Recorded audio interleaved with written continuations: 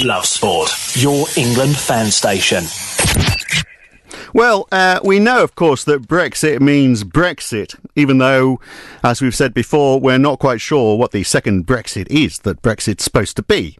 Now, Monsieur Barnier is telling us the backstop means backstop, referring to the plans by the government to limit the time that the backstop on the Northern Ireland border applies. Now, it gets more confusing by the second, doesn't it? To help us take stock of all of this, John Danzig is with us, former BBC journalist. He's now running a grassroots Facebook campaign to keep Britain in the EU.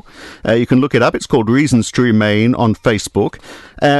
You've got 40,000 followers on Facebook. You just need another 17 million or so, and then we can get this Brexit thing beaten, John. That's all? Yes, not many, is it? It's a bit well, I think you probably were pretty close to it, actually. They just need to find out about your Facebook group. But let's start with the Northern Ireland border. As it stands, the EU and the government, as we know, has agreed this backstop that Northern Ireland would follow the same regulations as the EU forever, unless another solution is found. Now, Theresa May wants to put a timetable on that, because if she didn't, we know that David Davis threatened to pack his bags and go off in a huff.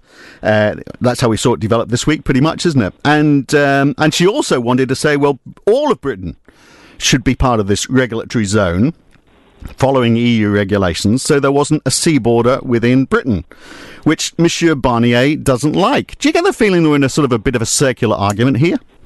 It's going round and round in circles, and what was agreed in December last year was that if we couldn't find a way of not having a hard border, then the sort of backstop solution would be to have regulatory alignment for Northern Ireland alone, because that was a special arrangement the EU were prepared to do because of the special Good Friday Agreement and their member Ireland, which they also need to protect. But when you look at the technical details which have been submitted by the government in the last day or so, they've crossed out Northern Ireland and put all of the UK instead. Yeah. And not only that, they've made it time limited. Well, that's not acceptable to the EU.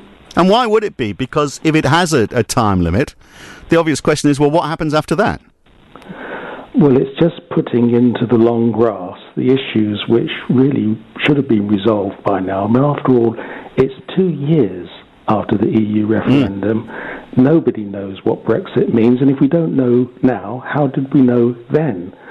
So this is why it's ridiculous to keep bleating on about the will of the people, because the people don't know what Brexit is, and we still don't know. Well, Boris is saying that the Northern Ireland border is a folly. Obviously, Jacob Rees-Mogg is saying pretty much the same thing. I'm not hearing any suggestions from them.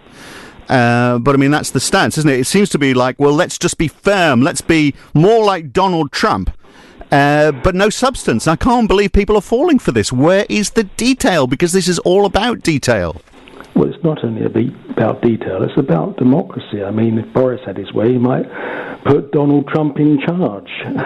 The fact of the matter is that only a minority of the electorate voted for Brexit, 37%, and 37% of UKIP members wouldn't be sufficient to change their constitution. 37% of the trade union members wouldn't be sufficient to call a strike, and 37% of our MPs wouldn't be enough to call an early general election. You normally need a supermajority to change something as big as this, and so it seems very undemocratic to me and to a lot of people, because YouGov had a poll this week, research just 2 days ago published, showing that 73% of all Brits think that the negotiations are going badly. And you only have to look at among the Leave campaigners, 70% of Leave voters think the negotiations are going badly. This is abysmal. But I wonder how many of those are saying it's going abysmally because they want more. They want, they just want us to... and we hear this time and time again. A lot of it from politicians who you'd think would know better. People just saying, well, let's just go, let's just pull out. Let's just pack our bags right now. Next March, hard Brexit, WTO rules. Let's just go with it and forget all this, kowtowing to Europe. That's I'm sure in that 70%, there's a chunk of people who are thinking like that. Well, I think you're right, and so I thought that really I should refer to one of those politicians who's an expert on this and to quote what was said. And this expert said, we export more to Ireland than we do to China, almost as much to Belgium as we do to India, and nearly 3 times as much to Sweden as we do to Brazil. It's not realistic to think we could just replace European trade with those new markets. And also, it's not clear why other EU member states would give Britain a better deal than they themselves enjoy. Do you know who the expert was?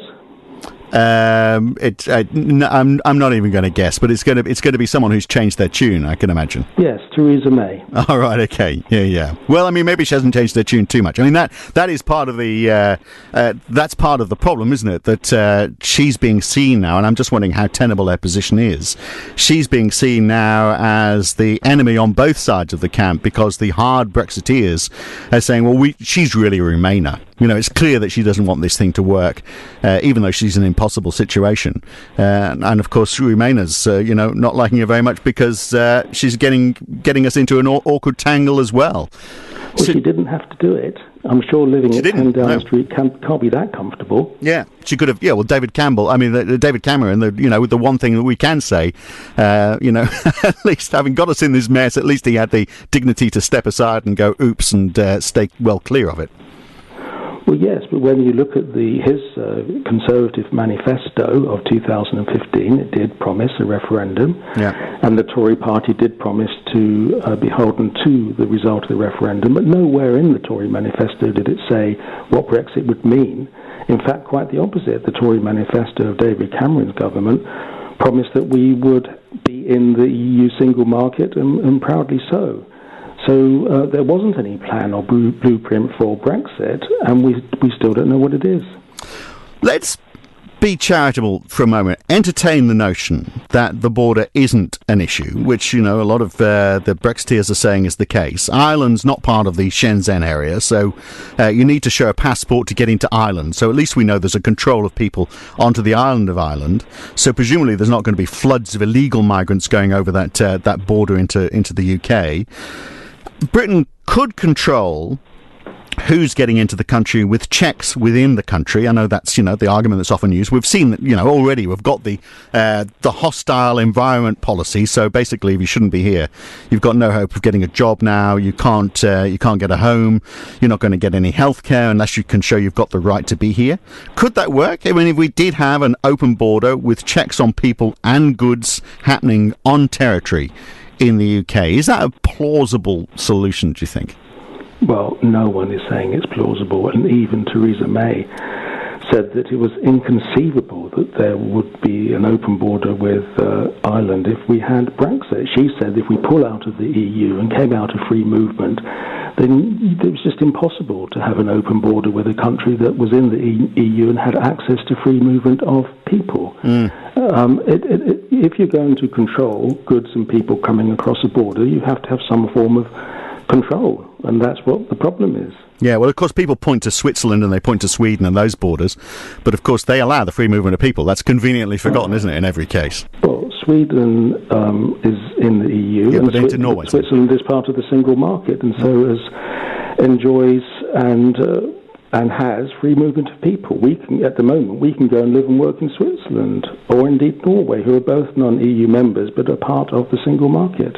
So what would Boris want then? If Boris managed to overturn the PM and we suddenly had Prime Minister Boris, God help us.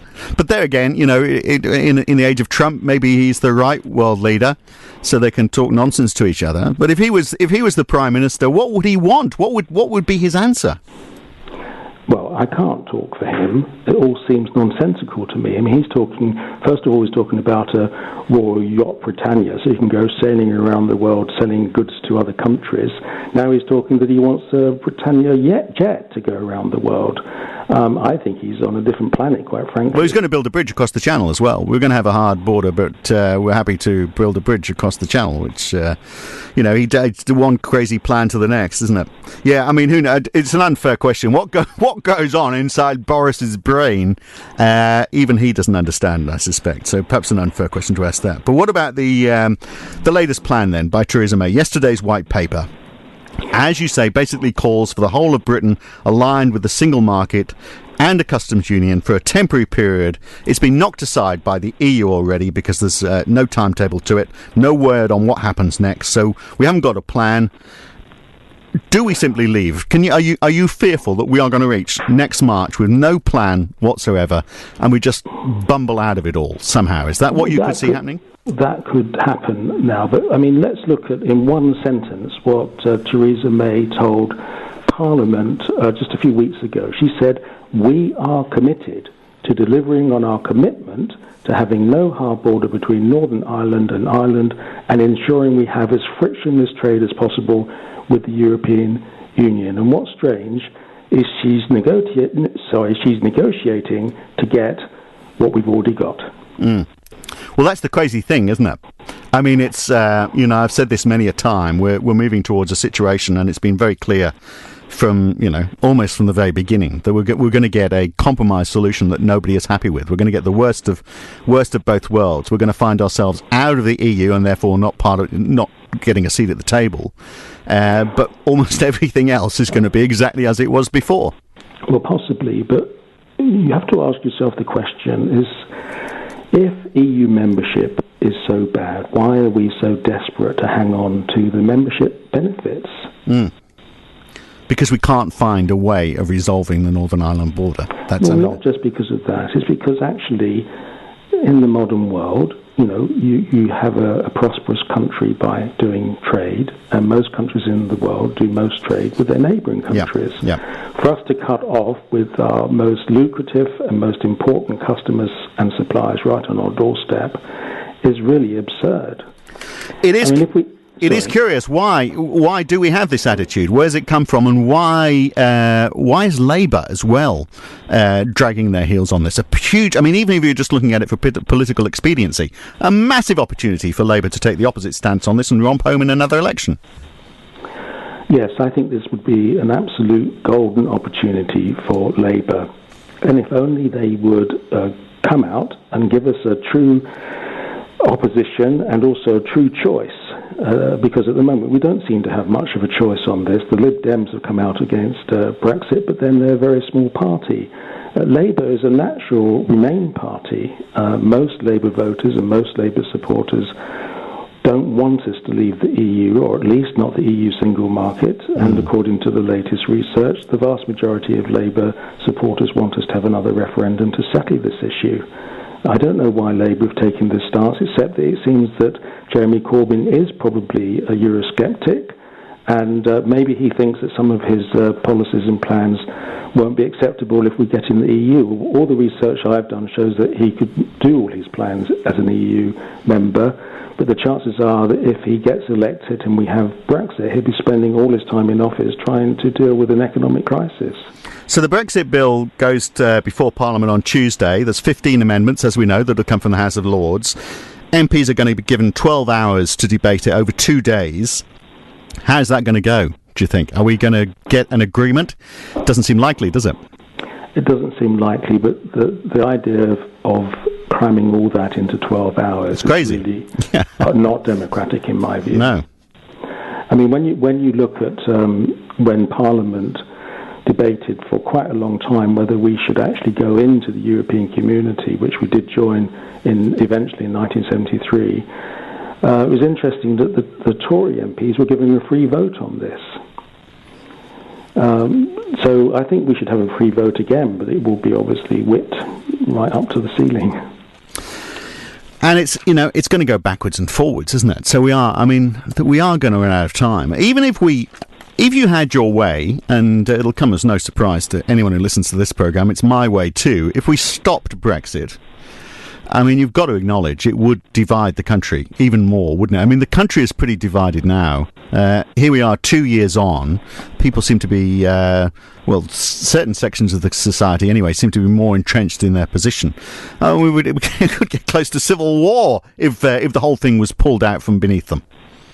I don't think you can do that. I only agree or will support strictly democratic means to achieve change. But the idea that we have a decision made 2 years ago and we can't change it, especially now since it hasn't been implemented in those 2 years and we have a lot more information that we didn't know before, then if the country was to have another referendum and was to vote against doing Brexit, that would be the new will of the people. And according to consistent polls now, the country believes that Brexit is a mistake. But, we have to also look at why did people vote for Brexit. There are lots of issues there, I would say mostly not to do with the EU. And it probably suits our governments in a way that people have blamed migrants for problems. I don't think migrants are a problem. I think the basic problem is that successive governments have not invested sufficiently in the poorer areas of Britain where we need much more infrastructure and more hospitals and schools and jobs and transport, because after all, we need migrants to do jobs here because we've got more jobs than Britons to do them. Yep. And therefore it's only right in a country that is one of the richest in the world that we do our best to accommodate all the people that are needed here of whatever nationality. Well, look, every week that goes by, this thing takes on a new degree of complexity, and this week is certainly going to be interesting, isn't it, with that debate? As you say, that rather curtailed debate in Parliament. We'll see what comes out of that. It would be nice, wouldn't it, out of all of this, that the voice for another vote got louder. I somehow doubt it, but let's hope. Great to talk to you anyway, John. Good to talk again. Thank you. There are John Danzig talking to us about Brexit. He has got a website that you can go and check out called Reasons to Remain. It's on Facebook. Check him out, and we'll no doubt talk to him again very soon here on Love Sport. It's a Saturday night. It's Phil Dobby through till 1 tomorrow morning.